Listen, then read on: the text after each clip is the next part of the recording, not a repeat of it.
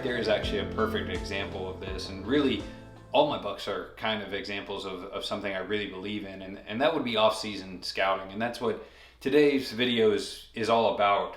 And I got 3 just items to maybe help you guys in the off-season. I'm a big advocate for off-season scouting, and with that, let's get started. So I would say number 1, set a plan in place and like prioritize either areas or stand type locations, and look at your weaknesses as a bow hunter. If it's early season, maybe you want to learn a new piece, maybe you need to add a few pieces, but you kind of have to prioritize and then attack that top priority. And because when you prioritize what you need to get done, don't be afraid to take small days or little 2-4 hour windows and scout those areas and work on that area of your bow hunting game, if you will. Some of our best shed hunts in the last couple years, where we found more antlers, bigger antlers. Heck, Dave last year went on a 2-hour walkabout and came back with 3 sheds. And then the year before, I just did a quick walk before a rainstorm and pulled out like 4. And so some of those short little windows, it may only be 2 hours, but that's huge. I don't think you should shy away from that. Even if you got to drive, say, an hour and a half, 2 hours, get a 2-hour walkabout in and come home, that's still a good day. I would say this is the next bullet point would be repeat scouting areas. As far as, don't be afraid to put boots to the ground in areas that you currently hunt. That's something that I think took a while for me to grasp and do.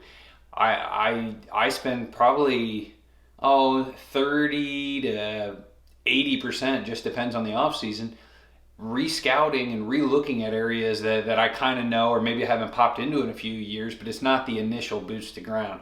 I don't think you always need to be exploring new ground and finding new areas. So yeah, definitely don't be afraid to repeat. The other thing that I would kind of say is kind of the aspect of don't fall in love with your off-season scouting spots.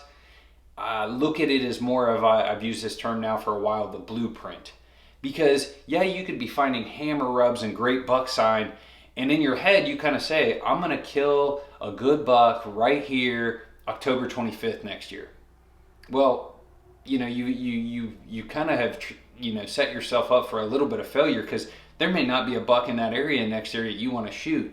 Or maybe some out-of-state guys come to this public piece October 20th and hunt the crap out of that area for 7 days, and so it goes ice cold. So I think while off-season scouting is an important aspect and probably the number 1 for at least me as far as my personal growth as a bow hunter, but don't fall in love.